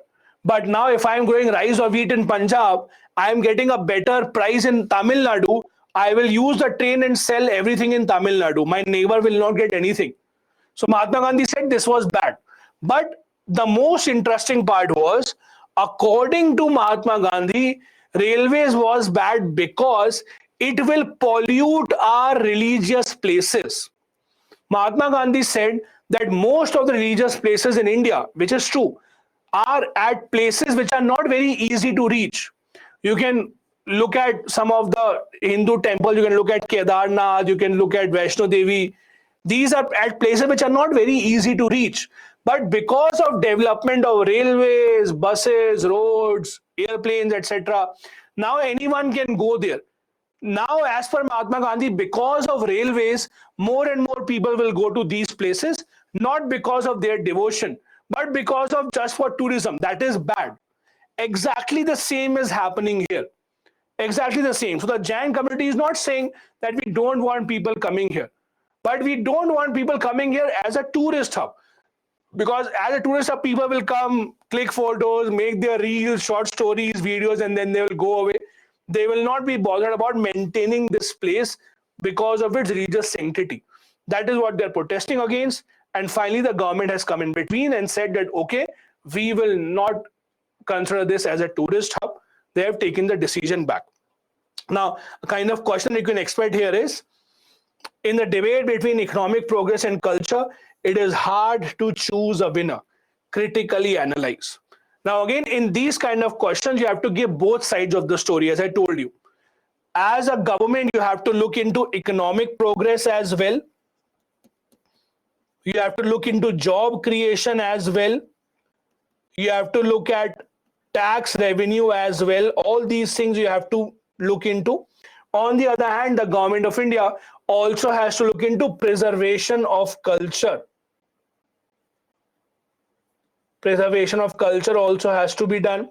Now, ideally, there has to be a middle path that has to be chosen. For example, you can give examples of multiple things that government is doing. There is a Buddhist circuit that the government of India has launched. The government of India is trying to give a push to a lot of religious places by converting them into tourist circuits, but keeping in mind that every precaution has to be taken into consideration. Similarly, the solution in these cases is the government can consider this as a tourist hub, but before that, the government should consult the community, so that after consulting the community only these decisions are taken. So it is a step in the right direction, but only and only if consultation is also done with this particular community. Let me see if I have a few questions and then I'll go ahead quickly.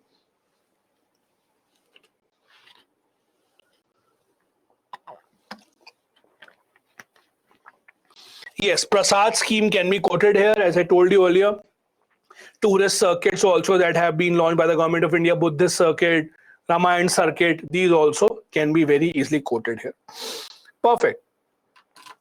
The next topic I want to take up, which was in the news, is the UGC, the University Grants Commission, has given draft for foreign universities.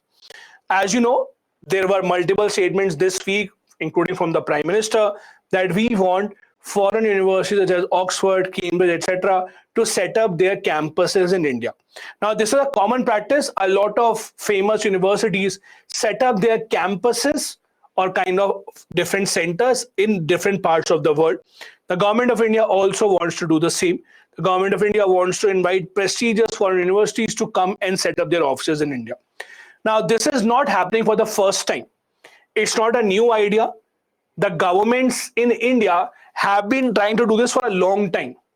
In fact, in 1995, there was a foreign education bill that was introduced, but it was not passed. In 2006 also, this kind of a bill was being introduced, but again, it could not pass. In 2010 also. So there have been multiple bills that the government has tried to ensure, but we did not have these kind of issues or these kind of bills actually passing. Finally, the new education policy of 2020 said that we should allow foreign universities to set up their campuses in India. For that purpose, now the UGC has given certain guidelines. Now, the universities can come to India, but not each and every university. Only some hand-picked, only some very prestigious universities will be allowed to set up their campuses in India. What is the process? They would first have to apply for permission from the UGC. UGC is University Grants Commission. This is the regulatory authority for universities across the country. So Universities Grant Commission is where you'll have to apply for permission. You'll have to submit a fee. Then a committee will be formed to look into the application.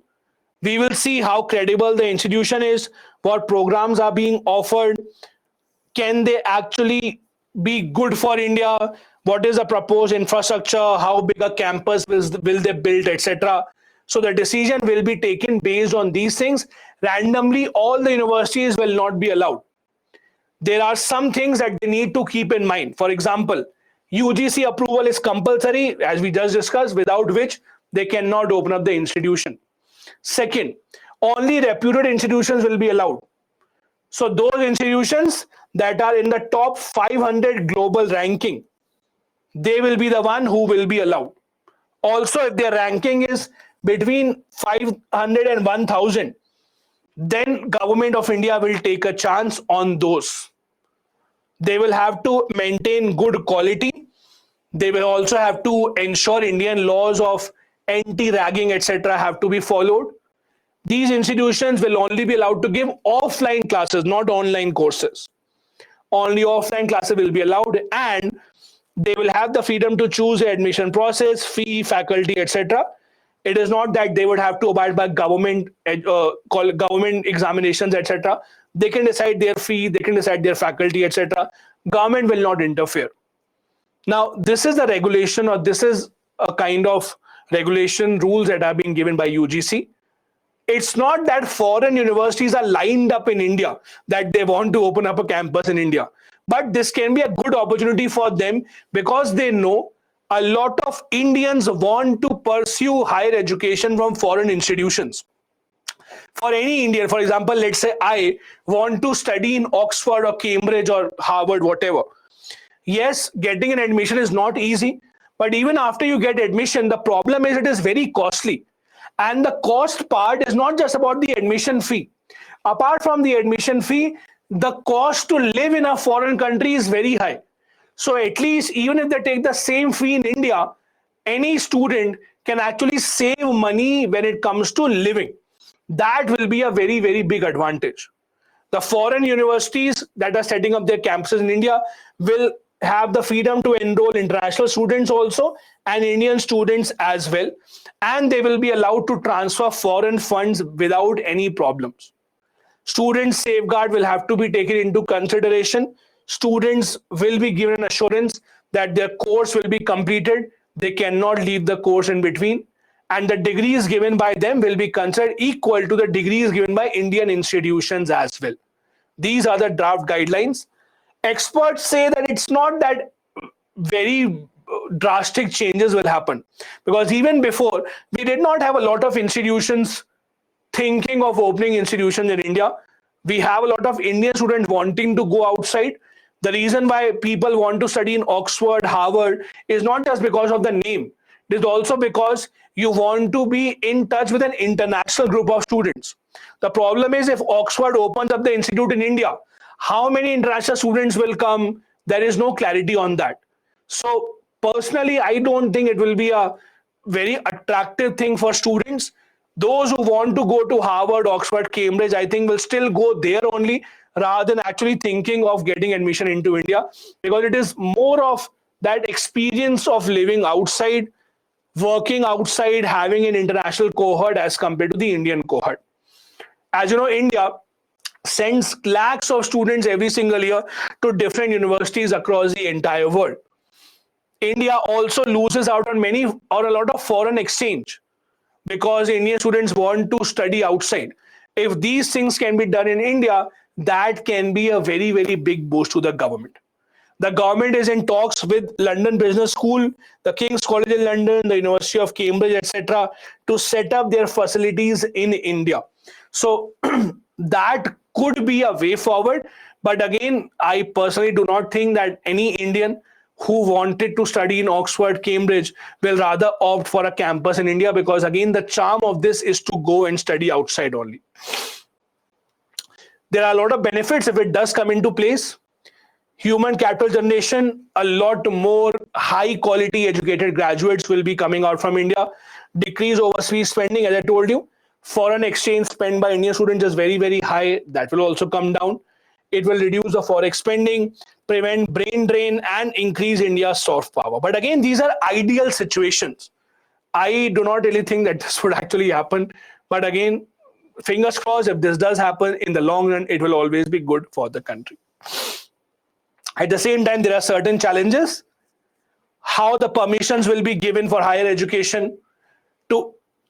We do not have a single regulatory body. That is also a problem. We have so many different bodies. We have UGC, we have AICTE, We have different bodies that are looking into different kinds of courses now. So having one single body is also required. Multiple approvals will be required to operate in India. Because of all that, this will be a challenging process for all these institutions, even if they do want to come into India. Yes, the national education policy does talk about it, but the government of India has to make multiple rules to make this process easier. This is a kind of question that you can have from that. HEI is the short form of higher education institutions. So basically higher education colleges only. HEI, higher education institutions. Let me take up a few questions. Naveen is saying, okay, sorry. Let me see what the question was.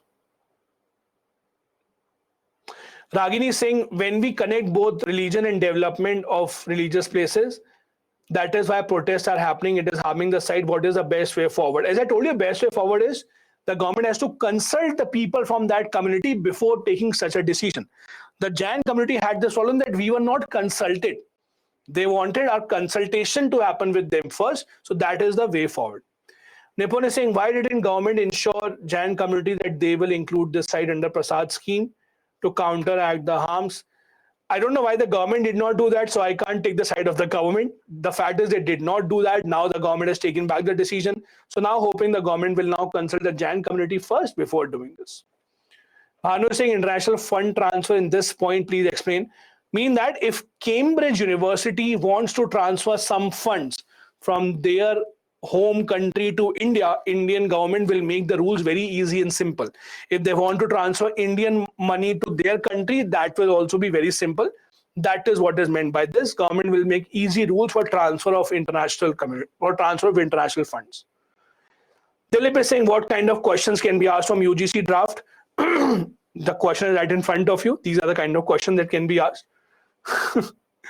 Other kind of questions can be, do you think the Indian students will opt for an Indian campus over in campus in UK, etc.? So all of that can be questions. Sorry. Forex means foreign exchange. Forex means foreign exchange. So it is the short for that only. Perfect. Let's quickly move on to the last topic for today. That is the Prajwala challenge. In simple terms, the government of India is inviting common people to give solutions to transform the rural economy of India. As you know, India's rural economy is facing a lot of challenges: lack of jobs, decreasing agricultural productivity, issue of migration, lack of skills, etc. So the solutions for that are being invited from the common people. You can also give solutions. If the government likes it, they will implement it. In simple terms, that is the Prajwala scheme. It is launched by Ministry of Rural Development to invite ideas from individuals, social enterprises, startups, private community to transform rural economy. Now, this is your chance in the chat. When you keep on giving me ideas, sir, we should do this, we should do that. This is your chance to give your idea directly to the government of India. So this is the Prajwala scheme for all of you. Go ahead, just Google the Prajwala scheme and Prajwala challenge, and you will be able to submit your ideas. Let's see your comments in the chat are accepted by Modi ji or not, because this is your chance to tell the government of India that you are ready to become an IAS officer even without giving this examination. So there are 5 categories under which you can give ideas, suggest ideas to the government. First, focus on women and marginalized section of the community. Second, localized models. Third, sustainability, cost-effective solutions, and multi-sectoral ideas and solutions. These are the 5 in which you can submit ideas. I did visit the government website. It is working. So you can Google Prajwala challenge. You will be taken to the website of Ministry of Rural Development. You can submit ideas. Let's see if your idea gets selected or not. Because if it does, that will be a great thing to write in the answer and mention in the interview for some bragging rights as well. Now, December 29th was when the scheme was launched. Last date to apply for the ideas is 31st of Jan. So if you are thinking of applying, apply it right away. Shortlisting of entries will be done in just a month. then winners will be announced, and whatever project that you have submitted, the government will then help you in implementing that also. It is not just that you will give an idea and then you will go away. Whatever idea that you have given, the government will also handhold you and give you support to implement those ideas as well. So don't just randomly write any idea. Write an idea which you will be able to implement. Okay? Please do make sure. Also, this Deen Dayal Antyodaya National Rural Livelihood Mission, this is the one that will be undertaking this Prajwala challenge. This mission, as you know, has been trying to provide as many skills in the rural areas as possible. They have been trying to build women's self-help groups, village organizations to build their capacity, livelihood, so that they can earn more and more money. As of now, 8.5 crore households have been mobilized by these self-help groups, where they have been given more and more skills and they have been given a chance to earn more money. Under this scheme only, you can take part in the Prajwala challenge. This is a kind of question that you can expect. People's participation in governance can increase the chances of good governance manifold. Do you agree? Give examples to support your answer. Again, do take part in this challenge. Let's see if you can actually go ahead and give a solution which can be helpful. This is it from my side for today's session. I hope you learned a lot of new things today. You learned how and what kind of questions can be asked. Let me quickly take up a few questions and then we'll end the session.